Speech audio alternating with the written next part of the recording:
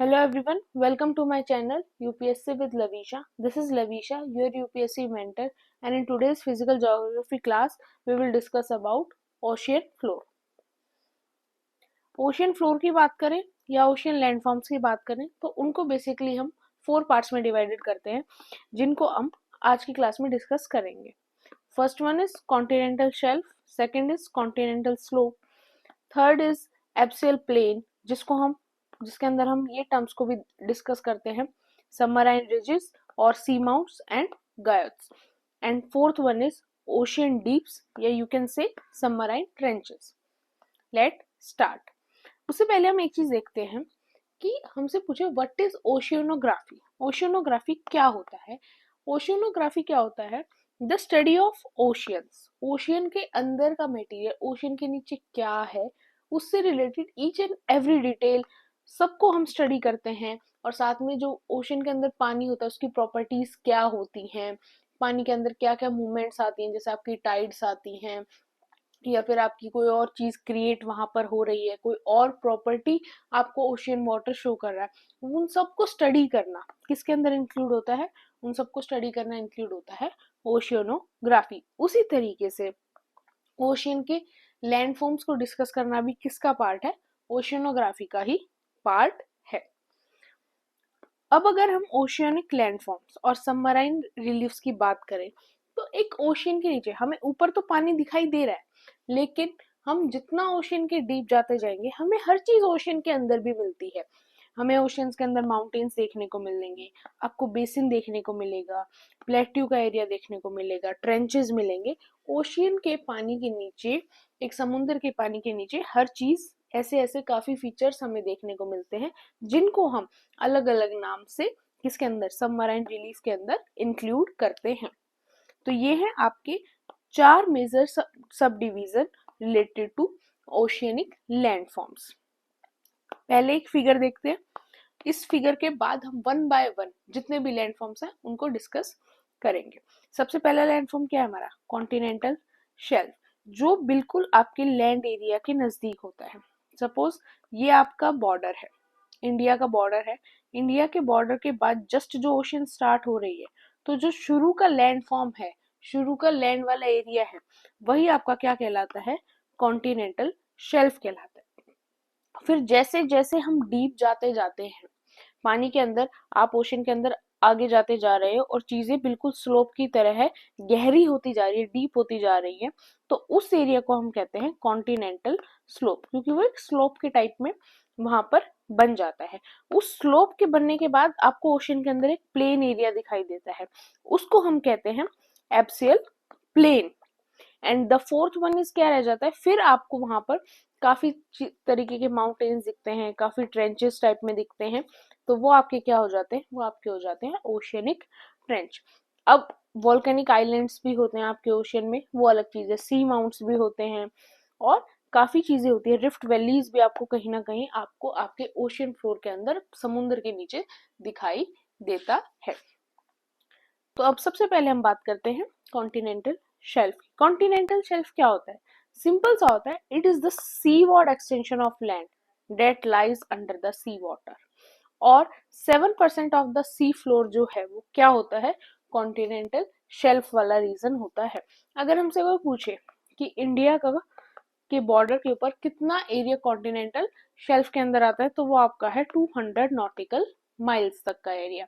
वहीं आपसे कोई पूछे कि इंडिया की ऐसी कौन सी स्टेट है जो सबसे ज्यादा एरिया कवर करती है कॉन्टिनेंटल शेल्फ के अंदर, तो वो आपकी है तमिलनाडु.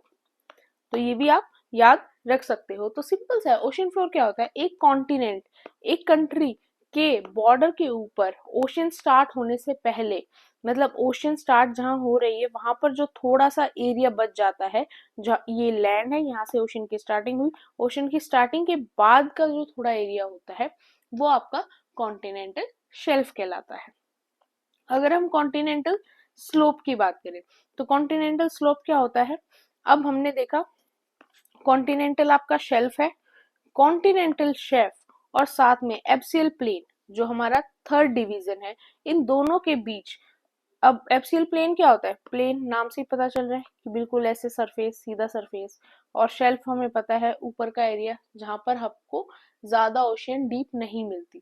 तो वो डीप होते होते जब ये वाला जो स्लोप बचता है, ये आपका क्या होता है? कॉन्टिनेंटल स्लोप वाला region, and it occupies 9% of the sea floor. अब इसका ओरिजिन कैसे होता है कॉन्टिनेंटल स्लोप का? इसका रीजन इरोजन भी हो सकता है, टेक्टोनिक मूवमेंट्स भी हो सकते हैं, और कुछ और प्रोसेस भी हो सकते हैं जिनसे आपके कॉन्टिनेंटल स्लोप की फॉर्मेशन होती है। And along the base of a continental slope क्या होते हैं? सेडिमेंट्स भी डिपॉजिट होते हैं, और this belt of sediment deposit constitutes the continental rise. अब यही जो सेडिमेंट डिपॉजिट होते हैं, इसी से क्या होता है कि कहीं कहीं जो आपका ओशन फ्लोर होता है वहां पे सेडिमेंट्स इतने जम जाते हैं कि वो चीज थोड़ी राइज वहां से हो जाती है, जिसको हम क्या कहते हैं? Continental rise. नेक्स्ट है एप्सियल प्लेन। नॉर्मली फ्लैट सरफेस हो गया, फियरलेस प्लेन हो गया डीप ओशन फ्लोर के नीचे। जैसे कि हमारे नॉर्थ इंडिया का जो रीजन है आपका, हरियाणा यूपी वाला रीजन, उसको भी हम प्लेन उसके ऊपर काउंट करते हैं। वैसे ही जो ओशियन का प्लेन सरफेस होता है, प्लेन रीजन होता है, उसको हम क्या कहते हैं? Abyssal plain. Abyssal plain are consider the levelest area on the earth. ऐसा माना जाता है जो ओशन के अंदर एप्सियल प्लेन वाला एरिया है वो सबसे ज्यादा लेवल में है हमारी पूरी अर्थ के ऊपर। And they cover a major portion of the ocean floor between the depth of 30,000 metre to 6,000 metre के अंदर। समटाइम्स क्या होता है? इरेगुलर भी होते हैं एज द कॉन्टिनेंटल प्लेन्स। जैसे हमारे कॉन्टिनेंट्स के अंदर, हमारी कंट्री के अंदर जो प्लेन एरिया लैंड के ऊपर है वो भी कहीं ना कहीं इरेगुलर होता है। वैसे ही एप्सियल प्लेन भी कहीं ना कहीं इरेगुलर होता है। वहां भी कहीं प्लेट्यू आ जाता है, कहीं हिल्स आ जाती है, कहीं गायत्स आ जाते हैं, कहीं सी माउंट्स आ जाते हैं। एंड जो फ्लोर होता है एप्सियल प्लेन का वो किससे? सेडिमेंट से कवर होता है। अब आपको एक टर्म क्या याद रखनी है? एक टर्म आपको याद रखनी है कि the sediments which are form from the remains of living things. कोई भी लिविंग थिंग्स, कोई भी लिविंग एनिमल मान लो, कोई भी लिविंग प्लांट मान लो, जो उनकी डेथ के बाद जो उनके सेडिमेंट्स रिमेन्स बचते हैं और वो वहां पर आपको प्लेन एप्सियल प्लेन पर दिखाई दे रहे हैं, उनको हम क्या कहते हैं? उनको हम कहते हैं ओथ्स। अब ये आपको कहाँ दिखेंगे? Can be seen in those seas which favour an abundant growth of organism. ये आपको ऐसे ही ओशियन और ओशियन के ऐसे ही रीजन के अंदर, ऐसे ही सी के अंदर देखने को मिलेंगे जिस सी के अंदर जो ऑर्गेनिज्म की ग्रोथ है, चाहे वो प्लांट हो चाहे एनिमल्स हो, वो बहुत ज्यादा है। एक चीज और क्या होती है? अनदर टाइप ऑफ सेडिमेंट्स भी आपको वहां देखने को मिलते हैं जिनको हम क्या कहते हैं? इस रेड क्ले टाइप के होते हैं। वो किससे होते हैं? Which is of volcanic origin or made up of tiny particles brought by wind और rivers। sometimes क्या होता है? अब रिवर का पानी भी कहाँ जाता है? ओशियंस के अंदर जाता है। हवा भी चलती है, उनसे भी कुछ सेडिमेंट्स हो सकते हैं, या फिर जो वॉल्केनिक ओरिजिन होता है उसके भी जो सेडिमेंट्स होते हैं वो भी आपको एप्सियल प्लेन के ऊपर मिल जाते हैं। अब इसके अंदर दो पार्ट्स और थे एप्सियल प्लेन के अंदर। पहला है आपका सबमराइन रिजेस। सबमराइन रिजेस क्या होती है? ओशियन के अंदर जो माउंटेन्स होते हैं उनको हम क्या कहते हैं? Submarine ridges. They are linear belts होती हैं। कहाँ अकर होती है? Near the middle of the ocean के बीच में, इसीलिए इनको मिड ओशियनिक रिजेस भी कहा जाता है। और मेनली क्यों होती हैं? ओशियनिक रिज कौन सी साइड्स होती हैं? मेनली ये होती हैं फ्रीक्वेंट अर्थक्वेक। जिन साइड्स के ऊपर अर्थक्वेक आने के ज्यादा चांसेस होते हैं वो आपकी कौन सी साइड्स होती हैं? ओशियनिक रिज वाली साइड्स होती हैं। एंड सेम विद वॉल्केनिज्म, जो वॉल्केनो का आना है वो भी ओशियनिक रिजेस वाले एरिया में काफी कॉमन होता है।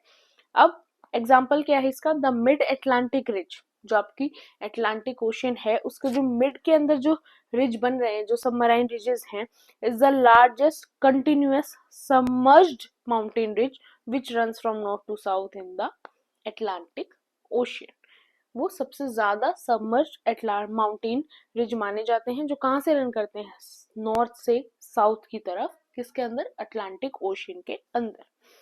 And at some places the peaks rise above the sea surface to form islands. अब आपको पता चला आइलैंड्स क्या होते हैं? कि हमारे ओशियन के अंदर बहुत सारे माउंटेन्स होते हैं। समटाइम्स क्या होता है? माउंटेन्स इतने बड़े हो जाते हैं कि वो हमें ओशियंस के ऊपर दिखने लग जाते हैं और काफी बड़ा एरिया के अंदर वो ओशन के ऊपर आ जाते हैं, तो वही क्या होते हैं आपके आइलैंड्स। वही क्या होते हैं आपके आइलैंड्स होते हैं। तो अगर सी का पानी, अगर सी लेवल राइज हुआ, ओशन का पानी का लेवल राइज होगा, तो वो आइलैंड्स जो है वो जो पहाड़ माउंटेन की शेप में वो ऊपर आकर वहां पर एक पूरी लाइफ बन जाती है, वो वापस से सारी चीजें सबमर्ज्ड हो जाएंगी। नेक्स्ट है sea mounts and girls. Sea mounts और गर्ल्स क्या क्या होते हैं, हमें सिर्फ टर्म याद रखनी है। Submerged volcanoes with sharp tops are called seamount. जितने भी आपको ओशन के अंदर डूबे हुए वॉल्केनोज मिलते हैं जिनका टॉप जो हो काफी शार्प हो, तो उनको हम क्या बोलेंगे, सी माउंट्स बोलेंगे। और समटाइम्स क्या होता है, ये क्या राइज भी हो जाते हैं सी लेवल से ऊपर भी as isolated islands, as isolated islands. But यहाँ पर इतनी लाइफ नहीं होती, लोग ज्यादा आइसोलेटेड आइलैंड्स पर नहीं रहते। Hawaii and Tahiti islands are such expose tops of volcanoes. ये आपके दो एग्जाम्पल हो गए किसके, सी माउंट्स के, आइसोलेटेड आइलैंड्स के। अब जब सी माउंट्स का ही सरफेस फ्लैट हो, शार्प ना हो, शार्प हुआ तो क्या हो जाएगा, सी माउंट्स। और वहीं अगर फ्लैट हुआ तो वो क्या हो जाएगा, गयोस, और you can say table mounts. अब हमारा लास्ट है ओशियनिक डीप, जिसको हम सबमराइन ट्रेंचेस भी कहते हैं। ये होता है ओशियन का डीपेस्ट पार्ट, इसको हम जनरली क्या कहते हैं, सबमराइन ट्रेंचेस। नॉर्मली क्या होता है, जरूरी नहीं है कि जो ओशियन का डीपेस्ट पार्ट हो वो हमेशा ओशियन के मिडल में ही लाई करे। समटाइम्स ये किसी कॉन्टिनेंट के अराउंड भी हो सकता है ये पार्ट, ये कहीं पर और भी पैरेलली भी हो सकता है। तो ऐसा कोई कंपलसरी नहीं है कि हाँ, जैसा हम नॉर्मली देखते हैं कि ये ओशियन है, यहाँ से स्टार्ट है वहां खत्म है, तो उसका जो बीच का हिस्सा होगा वही सबसे ज्यादा डीप होगा। नो, ये चीज जरूरी नहीं है। And they are usually found adjacent to the area of volcanic and earthquake activity. Normally आपको जो ट्रेंचेस का एरिया है वो भी कहाँ मिलता है, नियर अबाउट जो वॉल्केनिक और अर्थक्वेक एक्टिविटी वाले रीजन होते हैं, मेनली आपको वहीं पर आपको सबमराइन ट्रेंचेस देखने को ज्यादा मिलते हैं, वहीं आपको ओशियन का डीप पार्ट ज्यादा देखने को मिलता है। सबसे ज्यादा ट्रेंचेस कहाँ है, सबसे ज्यादा ट्रेंचेस हैं आपकी पैसिफिक ओशियन के अंदर। And the Marina trench in the Pacific ocean is the deepest known part of the world. ये अभी तक का सबसे डीपेस्ट पार्ट, नोन पार्ट है वर्ल्ड के अंदर। इससे भी ज्यादा डीपेस्ट हमारी अर्थ के ऊपर पार्ट होगा, ओशियन के अंदर भी होगा, बट अभी तक जो हमने फाइंड आउट किया है हमारे साइंटिस्ट ने, वो है आपका Marina trench. This is all about this class. Hope आपको लेक्चर अच्छा लगा होगा।